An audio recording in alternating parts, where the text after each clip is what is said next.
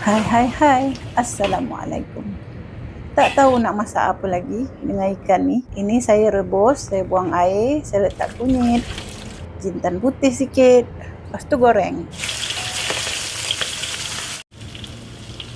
Goreng kentang sikit.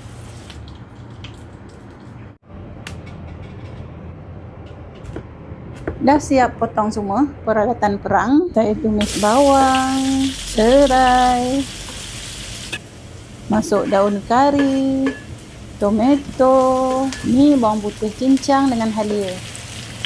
Dah naik bau, bolehlah kita masuk rempah-rempahnya. Masukkan air sedikit. Ni kicap lemak manis. Bolehlah namanya masak kicap berempah. Macam kat kedai mamak tu. Sedap ni korang. Ni saya guna ikan tuna atau nama lainnya tongkol hitam. Ini yang saiz besar ya korang. Saya potong cube-cube macam ni. Nampak menyelerakan. Selamat mencuba. Okey. Wassalam.